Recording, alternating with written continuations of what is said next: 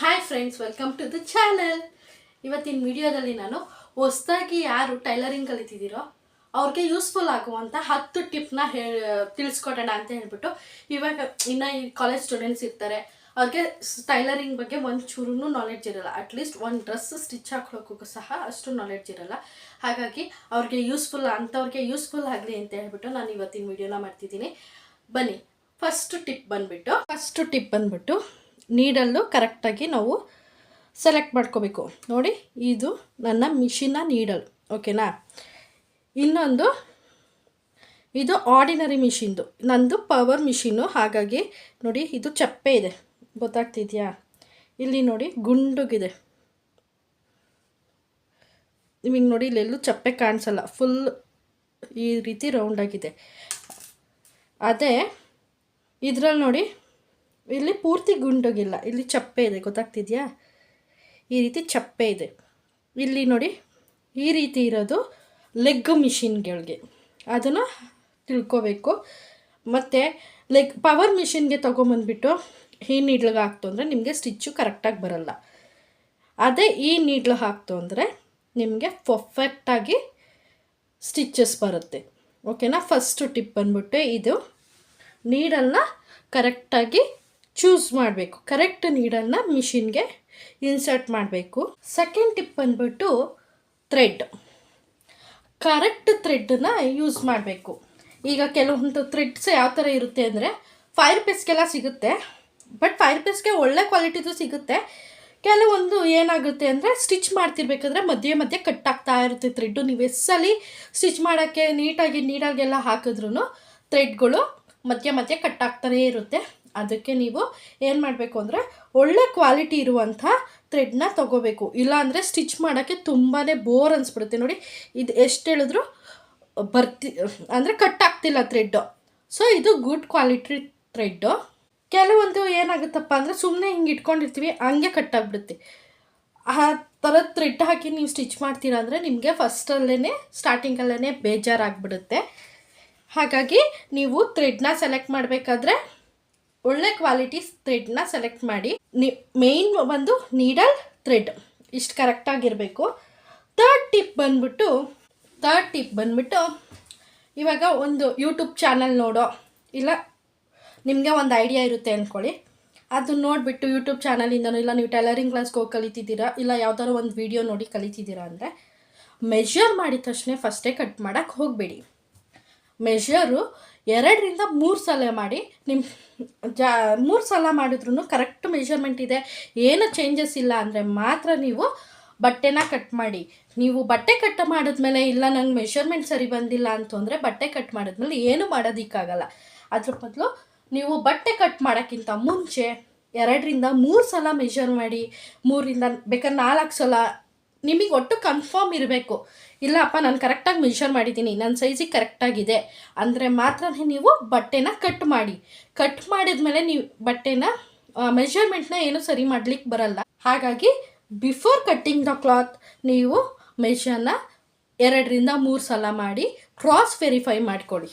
ಇದು ನನ್ನ 3ನೇ ಟಿಪ್. ಫೋರ್ತ್ ಟಿಪ್ ಬಂದ್ಬಿಟ್ಟು, ಇವಾಗ ಸ್ಯಾರಿ ಫಾಲ್ಸ್ ಇರುತ್ತಲ್ಲ, ಅದನ್ನು ನೀವು ವಾಶ್ ಮಾಡಿ ಆಮೇಲೆ ಸ್ಟಿಚ್ ಮಾಡಬೇಕು. ಆ ವಾಶ್ ಅಂದರೆ ಸೋಪ್ ಹಾಕಿ ಮಿಷಿನ್ಗೆ ಹಾಕಿ ಆ ರೀತಿ ಎಲ್ಲ, ಸುಮ್ಮನೆ ನೀರಿಗೆ ಹಾಕಿ ಆ ನೀರನ್ನ ಹಿಂಡಿಬಿಟ್ಟು ಅದನ್ನು ಡ್ರೈ ಮಾಡಿ ಆಮೇಲೆ ನೀವು ಸ್ಟಿಚ್ ಮಾಡಬೇಕು. ಅದೇ ಫಾಲ್ಸ್ನ ನೀವು ಅಂಗಡಿಲಿ ತೊಗೊಂಬಂದು ಡೈರೆಕ್ಟ್ ಹಾಗೆ ಸ್ಟಿಚ್ ಮಾಡ್ತು ಅಂದರೆ ಬಟ್ಟೆ ಶ್ರಿಂಕ್ ಆಗುವ ಚಾನ್ಸಸ್ ಇರುತ್ತೆ. ಅದಕ್ಕೆ ನೀವು ಕೆಲವೊಂದು ಬಟ್ಟೆಗಳನ್ನು, ಎಲ್ಲ ಬಟ್ಟೆಗಳನ್ನು ಅಲ್ಲ, ಕೆಲವೊಂದು ಶ್ರಿಂಕ್ ಆಗುವ ಬಟ್ಟೆಗಳನ್ನು ನೀವು ಒಂದು ಸಲ ನೀರಿಗೆ ಹೆಜ್ಜಿಬಿಟ್ಟು ಅದನ್ನು ಡ್ರೈ ಮಾಡಿ ಆಮೇಲೆ ಹಾಕಬೇಕು. ಇದು 4th ಟಿಪ್. 5th ಟಿಪ್ ಏನಪ್ಪ ಅಂದರೆ, ಇವಾಗ ವಾಶ್ ಮಾಡಿರ್ತೀರ ಅಂದರೆ ನೀರಿಗೆ ಹಾಕಿರ್ತೀರ, ನೀರಿಗೆ ಹಾಕಿದ್ಮೇಲೆ ಬಟ್ಟೆಗಳು ಹೇಗಾಗ್ಬಿಡುತ್ತೆ ನೋಡಿ, ಈ ಥರ ಸುಂಗ್ ಥರ ಆಗಿಬಿಡುತ್ತೆ, ಗೊತ್ತಾಗ್ತಿದೆಯಾ? ಈ ರೀತಿ ಆಗಿಬಿಡುತ್ತೆ. ನೀವು ಇದೇ ರೀತಿ ಏನಾದರೂ ಸ್ಟಿಚ್ ಮಾಡಿಬಿಡ್ತು ಅಂದರೆ ನೋಡಿ, ಇವಾಗ ಶ್ರಿಂಕ್ ಆಗಿದೆ. ನಾನು ಅದೇ ಈ ರೀತಿ ನೀಟಾಗಿ ಐರನ್ ಮಾಡ್ತು ಅಂದರೆ ಈಗ ಬರುತ್ತೆ.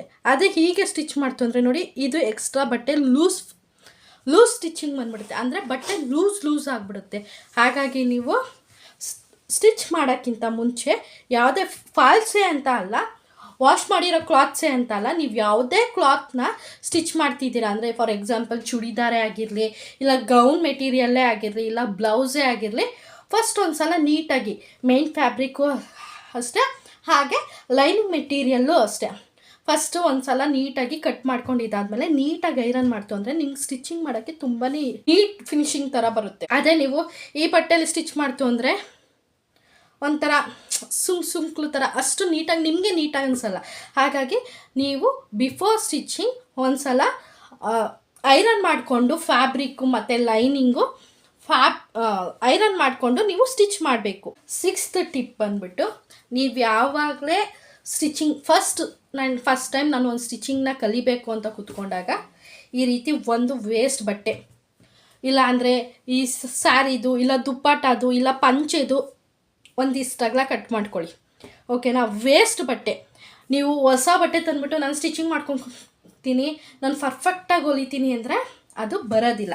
ನೀವು ಯಾವಾಗಲೇ ಸ್ಟಿಚಿಂಗ್ ಫಸ್ಟ್ ಒಂದು ಬ್ಲೌಸ್ ನೀವು ಕಟ್ ಮಾಡಿ ಸ್ಟಿಚ್ ಮಾಡ್ತೀರಾ ಅಂದ್ರೂ ಒಂದು ವೇಸ್ಟ್ ಬಟ್ಟೆಯಲ್ಲಿ ನೀವು ಸ್ಟಿಚ್ ಮಾಡಬೇಕು. ಅದೇ ನೀವು ಹೊಸ ಬಟ್ಟೆ ತೊಗೊಂಬಂದು ಇನ್ವೆಸ್ಟ್ ಮಾಡಿ ಸ್ಟಿಚ್ ಮಾಡಿ ಹಾಳಾಯಿತು ಅಂದರೆ ಸುಮ್ಮನೆ ಲಾಸ್. ಅದ್ರ ಬದಲು ಮನೆಯಲ್ಲೇ ಒಂದು ವೇಸ್ಟ್ ಬಟ್ಟೆ ಇರುತ್ತೆ, ನೀವೆಲ್ಲ ಬ್ಲೌಸ್ ಸ್ಟಿಚ್ ಮಾಡ್ತೀರಾ ಅಂದರೆ ಪಂಚೆ ಇರುತ್ತೆ, ಇಲ್ಲಾಂದರೆ ಮನೇಲಿ ಅರ್ಶಿನ ಕುಂಕುಮಕ್ಕೆ ಅಂತ ಹೇಳಿಬಿಟ್ಟು ಬ್ಲೌಸ್ ಪೀಸ್ ಕೊಟ್ಟಿರ್ತಾರೆ, ಅದು ಯೂಸ್ ಮಾಡಲ್ಲ ಯೂಶ್ವಲಿ ಅಮ್ಮಂದರು.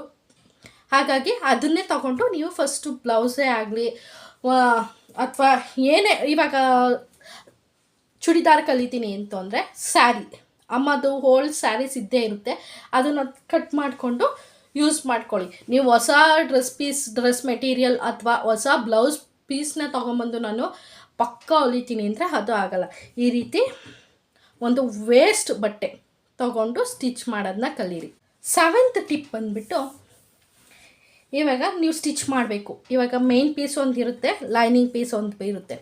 ನೀವು ಸ್ಟಿಚ್ ಮಾಡಬೇಕಾದ್ರೆ ಏನಾಗುತ್ತೆ, ಇವಾಗ ಇದಕ್ಕೇನೋ ಹಾಕಿಲ್ಲ, ಸ್ಟಿಚ್ ಮಾಡೋಕ್ಕೆ ಹೋಗ್ತೀನಿ ನಾನು, ಲೈನಿಂಗ್ ಕೆಳಗೆ ಬಂದುಬಿಡುತ್ತೆ, ಬಟ್ಟೆ ಮೇನ್ ಪೀಸ್ ಮೇಲೆ ಉಳ್ಕೊಬಿಡುತ್ತೆ, ಹೆಚ್ಚು ಕಮ್ಮಿ ಆಗಿಬಿಡುತ್ತೆ. ಯಾಕಂದರೆ ಸ್ಟಿಚ್ ಮಾಡಬೇಕಂದ್ರೆ ಅದು ಮೇಲೆ ಕೆಳಗೆ ಆಗೋ ಚಾನ್ಸಸ್ ಇರುತ್ತೆ.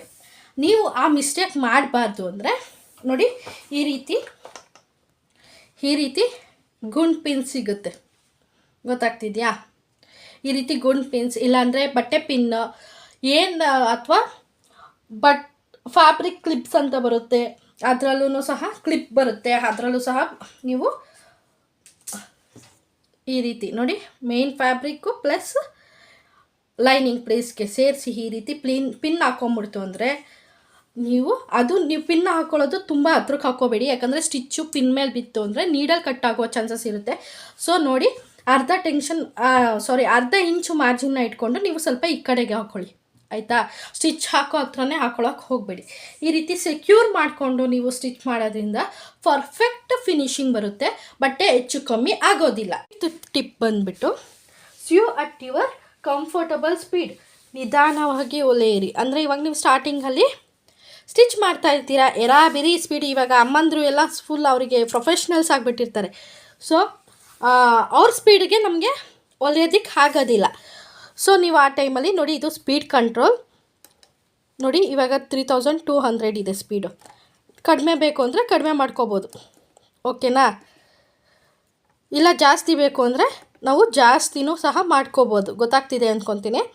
ಈ ರೀತಿ ನಿಮ್ಮ ಸ್ಪೀಡ್ ಅನುಗುಣವಾಗಿ ನೀವು ಸ್ಟಿಚ್ನ ಮಾಡಬೇಕು. ಇದು ನಾರ್ಮಲ್ ಸ್ಪೀಡು ನಾನು ಇಟ್ಕೊಂಡಿರೋಂಥದ್ದು.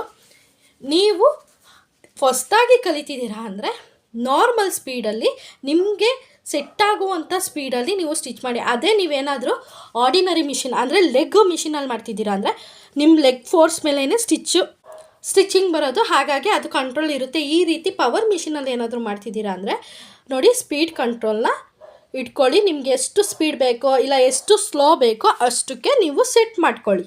ಟಿಪ್ ಬಂದುಬಿಟ್ಟು, ಈ ರೀತಿ ನಾನು ಆವಾಗಲೇ ಹೇಳಿದೆ, ವೇಸ್ಟ್ ಬಟ್ಟೆನ ತೊಗೊಂಡು ಅಂದರೆ ಫಸ್ಟು ಸ್ಟಿಚ್ ಮಾಡ್ಕೊಳ್ಳಿ ಅಂತ. ನೋಡಿ, ಇವಾಗ ನಾನು ವೇಸ್ಟ್ ಬಟ್ಟೆನ ನೋಡಿ, ಇದು ವೇಸ್ಟ್ ಬಟ್ಟೆ, ನಾನು ಸುಮ್ಮನೆ ನಿಮಗೆ ತೋರಿಸ್ಕೊಳ್ಳೋಕ್ಕೋಸ್ಕರ ನಾನು ಇಷ್ಟು ಚಿಕ್ಕದಾಗಿ ಕಟ್ ಮಾಡ್ಕೊಂಡಿರೋದು. ಇವಾಗ ವೇಸ್ಟ್ ಬಟ್ಟೆನ ಕಟ್ ಮಾಡ್ಕೊಂಡಿದ್ದೀನಿ ನೋಡಿ, ಒಂದು ಸಲ ಈ ರೀತಿ ಫೋಲ್ಡ್ ಮಾಡ್ಕೊಳ್ಳಿ, ಓಕೆನಾ? ಫೋಲ್ಡ್ ಮಾಡಿಕೊಂಡು ಇಲ್ಲಿ ನೋಡಿ, ಈ ಎಡ್ಜಸ್ ಗೊತ್ತಾಗ್ತಿದೆಯಾ? ಒಂದು ನಿಮಿಷ ನೋಡಿ, ಈ ಎಡ್ಜಸ್ ಮೇಲೆ, ಈ ಎಡ್ಜಲ್ಲಿ ಸ್ಟ್ರೈಟಾಗಿ ನೀವು ಸ್ಟಿಚ್ ಹಾಕ್ಕೊಬರ್ಬೇಕು. ನಾನು ತೋರಿಸ್ತೀನಿ ರೀ. ನೋಡಿ ನಾನಿಲ್ಲಿ 3 ಥರ ಸ್ಟಿಚ್ ಹಾಕ್ಕೊಂಬಂದಿದ್ದೀನಿ. ನೋಡಿ ಈ ಲೈನ್ ಕಾಣಿಸ್ತಿದ್ಯಾ, ಎಡ್ಜ್ ಲೈನ್ ಈ ರೀತಿ ಸ್ಟ್ರೈಟಾಗಿ ಬಂತು ಅಂದರೆ ಈ ಲೈನು ನಿಮಗೆ ಸ್ಟಿಚ್ಚಿಂಗು ಸ್ವಲ್ಪ ಬರ್ತಿದೆ ಅಂತ, ಓಕೆನಾ.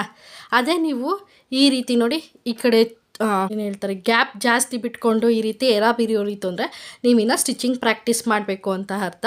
ಹಾಗಾಗಿ ನೀವು ಇದನ್ನು ಪ್ರಾಕ್ಟೀಸ್ ಮಾಡ್ಕೋಬೇಕು. ಸೊ ನೀವು ಈ ರೀತಿ ಸ್ಟ್ರೈಟ್ ಸ್ಟ್ಯಾಂಡಿಂಗ್ ಲೈನ್ ಥರ ಅಂದರೆ ಈ ರೀತಿ ನೋಡಿ, ಎಲ್ಲೂ ಹೆಚ್ಚು ಕಮ್ಮಿ ಇಲ್ಲ, ಈ ರೀತಿ ನಿಮಗೆ ಬರೋವರೆಗೂ ನೀವು ಪ್ರಾಕ್ಟೀಸ್ ಮಾಡ್ತಾನೆ ಇರಬೇಕು. ಪೇಷನ್ಸಿಂದ ಪ್ರಾಕ್ಟೀಸ್ನ ಮಾಡ್ತಿರೋದು, ತಾಳ್ಮೆಯಿಂದ ನೀವು ಎಷ್ಟು ಅಭ್ಯಾಸ ಮಾಡ್ತೀರೋ ಅಷ್ಟು ನಿಮಗೆ ಬೇಗ ಸ್ಟಿಚಿಂಗ್ನ ಕಲ್ತ್ಕೋಬೋದು. ನೆಕ್ಸ್ಟ್ ಟಿಪ್ ಅಂದರೆ 10ನೇ ಟಿಪ್ಪು, ನೀಡಲ್ನ ನೀವು ಯಾವಾಗಲೂ ರೆಗ್ಯುಲರ್ ಆಗಿ ಚೇಂಜ್ ಮಾಡ್ತಾ ಇರಬೇಕು. ಯಾಕಂದರೆ ಇವಾಗ ಯಾವಾಗಲೂ ನೀವು ಅಪರೂಪಕ್ಕೆ ಹೊಲಿತೀರಾ ಅಂದರೆ ಅವಶ್ಯಕತೆ ಇಲ್ಲ. ನೀವು ರೆಗ್ಯುಲರ್ ಆಗಿ ಇವಾಗ 1-2 ಅವರ್ಸ್ ಡೈಲಿ 1-2 ಅವರ್ಸ್ ಸ್ಟಿಚ್ ಮಾಡ್ತೀನಿ ಅಂತಂದರೆ ನೀವು ವೀಕ್ ಒನ್ಸ್ 15 ಡೇಸ್ ಒನ್ಸ್ ನೀವು ನೀಡಲ್ ಚೇಂಜ್ ಮಾಡಬೇಕು. ಇಲ್ಲಾಂದರೆ ಪಾಯಿಂಟ್ ಹೋಗುವ ಚಾನ್ಸಸ್ ಇರುತ್ತೆ, ಆವಾಗ ನಿಮಗೆ ಸ್ಟಿಚ್ಚು ನೀಟಾಗಿ ಬರೋದಿಲ್ಲ. ಹಾಗಾಗಿ ನೀವು ರೆಗ್ಯುಲರ್ ಆಗಿ ಟೈಮ್ ಟು ಟೈಮ್ ನೀಡಲ್ನ ಚೇಂಜ್ ಮಾಡಬೇಕು. ಇದು ಚೇಂಜ್ ಮಾಡೋದ್ರಿಂದ ನಿಮಗೆ ಸ್ಟಿಚ್ಚು ನೀಟಾಗಿ ಬರುತ್ತೆ. ಹಾಗಾಗಿ ನೀಡಲ್ನ ಯಾವಾಗಲೂ ರೆಗ್ಯುಲರ್ ಆಗಿ ಚೇಂಜ್ ಮಾಡ್ತಾ ಇರಬೇಕು. ಈ 10 ಟಿಪ್ಗಳು ನಿಮಗೆ ಇಷ್ಟ ಆಗಿತ್ತು ಅಂದರೆ ಪ್ಲೀಸ್ ನನ್ನ ಚಾನಲ್ನ ಸಬ್ಸ್ಕ್ರೈಬ್ ಮಾಡಿ. ಬೋನಸ್ ಆಗಿ ನಾನು ಇನ್ನೊಂದು ಟಿಪ್ನ ಹೇಳ್ತಿದ್ದೀನಿ, ಅಂದರೆ 11th ಟಿಪ್ ಏನಪ್ಪ ಅಂತಂದರೆ, ನೀವು ಮಿಷಿನ್ಗೆ ಥ್ರೆಡ್ನ ನೀಟಾಗಿ ಹಾಕಿದ್ದೀರಾ, ಬಾಬಿನ್ ಕೇಸ್ನ ಕರೆಕ್ಟಾಗಿ ಇನ್ಸರ್ಟ್ ಮಾಡಿದ್ದೀರಾ, ಅದನ್ನು ಚೆಕ್ ಮಾಡ್ಕೋಬೇಕು. ಅದನ್ನು ಚೆಕ್ ಮಾಡ್ಕೊಳ್ದಲ್ಲೇ ನೀವು ಸ್ಟಿಚ್ ಮಾಡ್ತು ಅಂದರೆ ಸ್ಟಿಚ್ಚು ಲೂಸ್ ಸ್ಟಿಚಸ್ ಬರೋ ಅಂಥ ಚಾನ್ಸಸ್ ಇರುತ್ತೆ. ನೀವು ಚೆಕ್ ಮಾಡ್ಕೋಬೇಕು. ಸ್ಟಿಚ್ ಮಾಡ್ತೀರಲ್ಲ, ಫ್ರಂಟಲ್ಲಿ ನಿಮಗೆ ಲೂಸ್ ಸ್ಟಿಚ್ ಬರ್ತಿದೆಯಾ ಅಥವಾ ಬ್ಯಾಕಲ್ಲಿ ಲೂಸ್ ಸ್ಟಿಚ್ ಬರ್ತಿದೆಯಾ ಅಂತ ಚೆಕ್ ಮಾಡ್ಕೋಬೇಕು. ದಾರ ಕರೆಕ್ಟಾಗಿ ಹಾಕಿಲ್ಲ ಅಂದರೆ ಮಿಷಿನ್ಗೆ ಸ್ಟಿಚಸ್ಸು ನೀಟಾಗಿ ಬರೋದಿಲ್ಲ. ಇದು ನಿಮಗೆ ಹೋಪ್ ಈ ವಿಡಿಯೋ ಇಷ್ಟ ಆಗುತ್ತೆ ಅಂತ ಅಂದ್ಕೊತೀನಿ.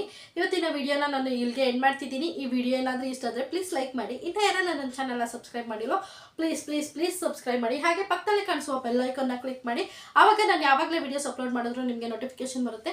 ಮುಂದೆ ನಿಮಗೆ ಯಾವ ಥರ ವೀಡಿಯೋಸ್ ಬೇಕು ಅಂತ ಕಮೆಂಟ್ ಮಾಡಿ. ನಾನು ಅದೇ ರೀತಿಯೇ ಟೈಲರಿಂಗ್ ರಿಲೇಟೆಡ್ಸ್ ಯಾವ ವೀಡಿಯೋಸ್ ಬೇಕು ಅಂತ ಕಮೆಂಟ್ ಮಾಡಿ, ಅದೇ ರೀತಿಯೇ ನಾನು ವೀಡಿಯೋಸ್ನ ಮಾಡ್ತಾ ಹೋಗ್ತೀನಿ. Thank you for watching. ಮತ್ತೊಂದು ವಿಡಿಯೋ ಜೊತೆಗೆ ಸಿಗ್ತೀನಿ. ಅಲ್ಲಿವರೆಗೂ ಟೇಕ್ ಕೇರ್. Bye bye.